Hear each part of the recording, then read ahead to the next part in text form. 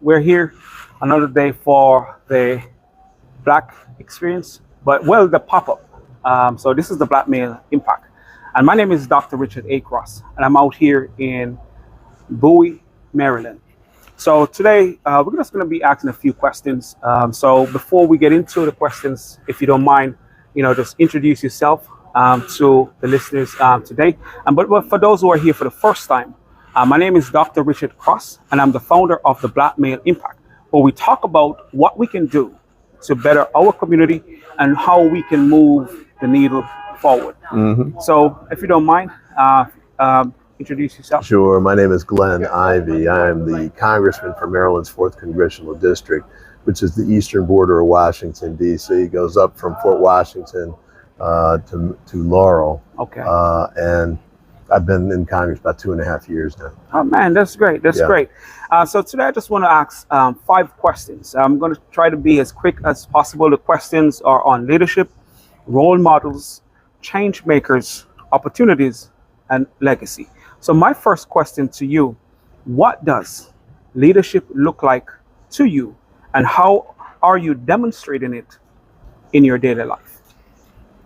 Well, I mean, there are different types of leadership, but I think, for example, I'm an elected official, so there's a leadership role that comes with being in office. Okay. And so I've stepped into that role. And for example, today we had a conference on the 30th anniversary of the Million Man March. Oh, wow. I made sure I attended that because we want to speak to the community, especially at this time with the Trump administration that's doing so much to, fire former, government employees, federal government employees, many of whom are African-American in this area in particular. Yeah, and it's been very damaging to them, not only professionally, but economically. Some people are at risk of losing their houses. Oh, wow. We want to be able to step into that situation and try and help them get the assistance they need, and at the same time fight back against the Trump administration. I'm under no illusion this guy's going to change direction. We just have to beat him, whether it's in court or in Congress or in the community. And after that, I went to the No Kings rallies. I went to 2 of those today. Wow. In support of the effort to have sort of a national movement that's a pushback against the Trump administration. So that's one type of leadership. I'm a father. I've got 6 kids. Oh, wow. And so, being an example for them is important. They're all adult children now, but they're getting married, they're having kids, and I want to try and lead by the example that I've set for them and continue to set, I hope, on that front as well. Well, and that's great. As, just listening to you talking about leadership is that, as leaders, we have to be proactive.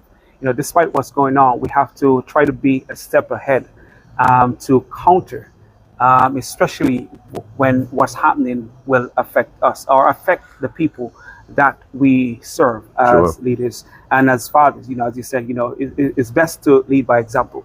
Be the example for your kids, especially because them seeing you doing the thing that you're not just talking about it, but you live it every day. And I think it makes it easier for them to be the best that they can be. Yeah, I mean, there's a saying: they do what they see. Yes. And so making sure that you're setting the right example. All the time, if possible. Nobody's perfect, but I think it's important because they remember it. It's funny because you never know what they're going to remember, but they remember stuff, and it's important for as much of it to be positive as possible. Yes, sir. Yes, sir. So the next question is on role models. Who has been the most influential role model in your life, and how have they shaped your journey? Well, I mean, my parents were huge. Great story. They both came from Rocky Mount, North Carolina.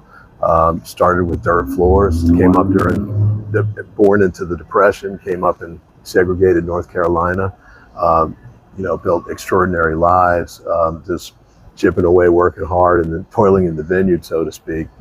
They're both dead now, but they left legacy wealth for me and my brother, in addition to sending us both through law school. Wow. And it's pretty amazing the journey that they had.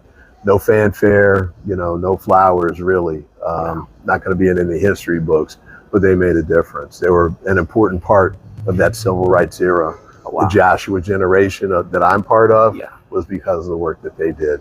And of course, Dr. King has been just from an example for public service and his intellectual leadership, his Christian roots, and the commitment that he brings from that to to his public service are critical for me too. And I think that is important. As you talk about your parents, you talk about Dr. King.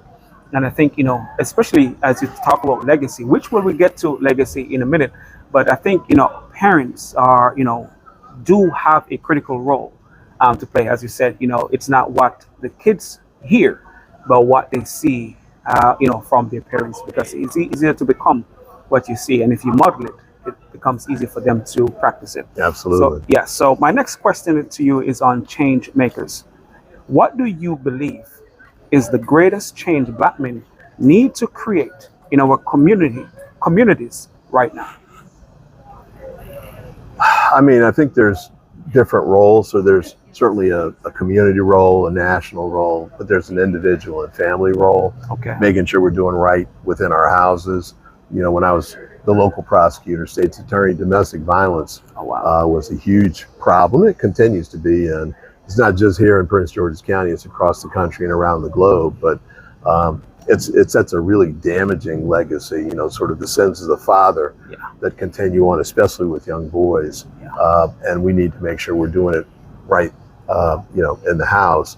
I think also, making sure we're doing as much as we can in our communities. Right. We just did a Men's Day sermon, and it was find someone to be a mentor for. And the example there was Paul to Timothy. But for us, it's be a coach, be a teacher, be, the guy next door to the kid that's having a problem. I mean, whatever that is, try and find a way to do it. And then there's a national and political aspect of that too. I mean, I think, I don't want to do the whole people died so we had the right to vote, because everybody's heard that and they know it. Doesn't always motivate people. But if what's happening right now doesn't motivate you, I don't know what would. But taking that responsibility and maximizing it, the right that we were given, we need it now more than ever. I agree with you 100%. And you talk about, fathers being present in the home, present in the community. I think that is important because the young people want to see good role models, and it's best if it starts at home. I really appreciate that perspective, especially when it comes to change makers. My next question is on opportunities. If you could build one opportunity for young Black men today, what would it be and why?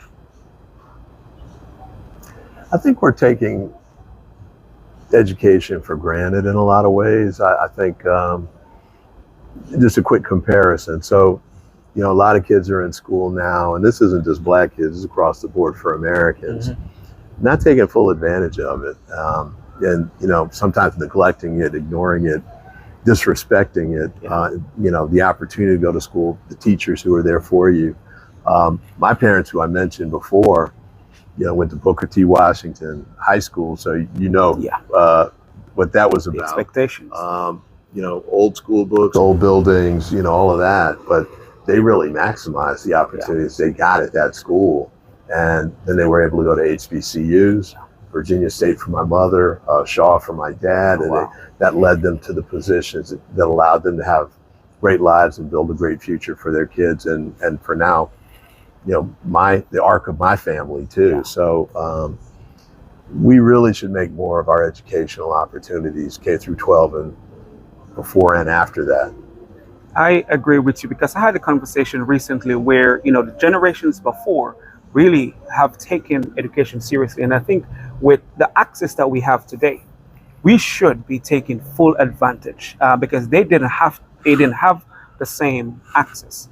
Now, it's, as you mentioned, it's like we're taking it for granted, when those before us really see the value in education and what it can do for them and for future generation, because once they get the opportunity to educate ourselves, they will, pass that on to the next generation. As I said, education is the greatest equalizer. And I think, we have to, as you mentioned, we have to really take that seriously today. Yeah, and especially with AI coming, I think it's important to be able to, we don't even know what that environment's going to be. You need to be at the top of your game to adjust to whatever that new environment becomes, because it's going to be potentially a ruthless time from a survival standpoint, from an economic standpoint. Yeah, that's true. And my final question to you today is on legacy. I know you mentioned legacy before, but most of your points that you have shared, especially from your parents and what you have learned through them or from them, which you have passed on to your kids. And I don't know, your kids are passing it on to, their kids. But my question is on legacy. When future generations look back at this time, what do you want them to say about how Black men showed up, how you showed up? I mean, the jury's out on what's happening right now. I mean, I think, people, it's not a hyperbole anymore to say we might not have a democracy in a few years. The Trump administration has been attacking democracy, attacking the rule of law, attacking the things that gave African Americans opportunities to move up, like my parents and me. So I think fighting this fight now and winning it is going to be pivotal, because if we don't, I'm a grandfather now. Wow. It's going to be a very different world for my grandkids than it was for me. The opportunities that I've had, there's a good chance they won't be there. And so it's a pivotal moment. It's an inflection point. There's a saying that the arc of history bends towards justice, but it only bends towards justice when we make it bend towards justice. And that's what we've got to do right now. And I think that is really important. And I'm glad that you say, especially you have gone through the educational part of it. You have been to law school, so you learn the laws of the land and stuff like that. But, to be, reminding us, as you said, things are not going to change if we don't make a change. Right. Things will remain the same if we don't intentionally put ourselves in positions or intentionally do the work. Yep. That will make the difference in our communities. Man, I really appreciate, running into you today. My pleasure. And I don't want the conversation to end here. I know I got your contact information, because you have shared some things that's happening in the community that happened today that myself I was not aware of. And I really want to start getting more engaged in the community, because if I'm about making a difference, if I'm about making an impact, I have to start aligning myself with what's happening in the community to make the impact that I envision that needs to happen.